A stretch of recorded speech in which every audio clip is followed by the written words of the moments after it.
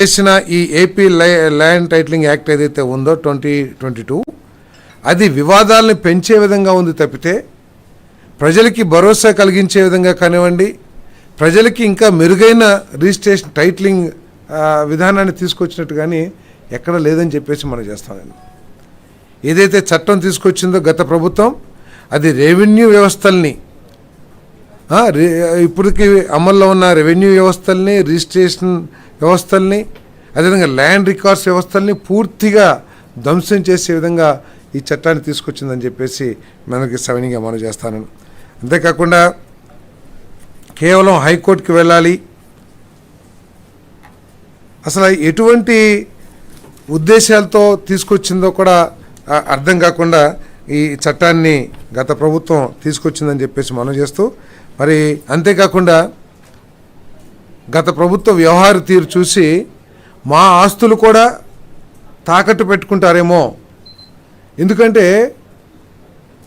మద్యం అమ్మకాల ద్వారా వచ్చే 20 సంవత్సరాల్లో వచ్చే ఆదాయాన్ని కూడా తాకట్టు పెట్టగలిగిన ఒక ప్రభుత్వం మా ఒరిజినల్ డాక్యుమెంట్స్ వాళ్ళ దగ్గరుంటే ఏమైపోతుందో అనే భయాందోళన కూడా కలిగే విధంగా రిజిస్ట్రేషన్ చేసుకుంటే ఒరిజినల్ డాక్యుమెంట్స్ ఇవ్వము,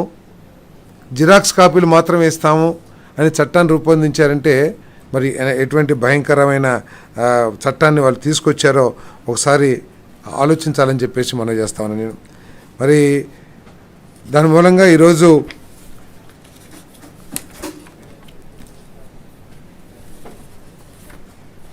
ఇదే చట్టం ఉండేటైతే గనక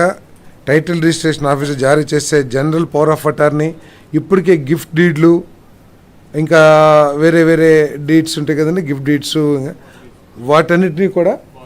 మార్టిగేజ్ డీడ్స్, వీటన్నిటిని కూడా మళ్ళీ రిజిస్టర్ చేసుకోవాలని కూడా ఎప్పుడో మనకి తాతలో లేకపోతే ఎవరో గిఫ్ట్ డీడ్లు ఇచ్చుంటారు, వాటన్నిటినీ కూడా మళ్ళీ రిజిస్ట్రేషన్ చేసుకోవాలని చెప్పేసి కూడా ఆ చట్టంలో పొందుపరచడం జరిగిందని చెప్పేసి మనం చేస్తాను. మరి ఆ చట్టం మూలంగా ప్రజల ఆస్తులకి రక్షణ లేదని చెప్పేసి భావించి మరి ఎవరైనా సరే చిన్న కంప్లైంట్ ఇస్తే, ఎందుకంటే టైటిలింగ్ రిజిస్టర్ ఆఫీసర్గా ఒక ప్రభుత్వ అధికారి, ఉన్నతాధికారి పనిచేస్తాడని చెప్పని చట్టం రేపు ప్రభుత్వం నామినేటెడ్ విధానం ద్వారా ఇస్తే అదే ఎవరొకళ్ళు ఉద్దేశపూర్వకంగా ఇబ్బంది పెట్టాలనే ఉద్దేశంతో రాజకీయ కారణాలతో ఆ ఆస్తిని వివాదాస్పదం చేస్తే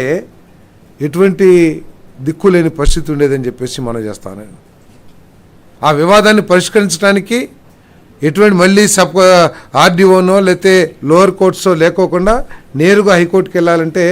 ఎటువంటి ఇబ్బంది ఉండేదో కూడా ఒకసారి ఆలోచించామని చెప్పేసి మనం చేస్తాను. దానికోసం ఈరోజు మరి ఆ చట్టాన్ని రద్దు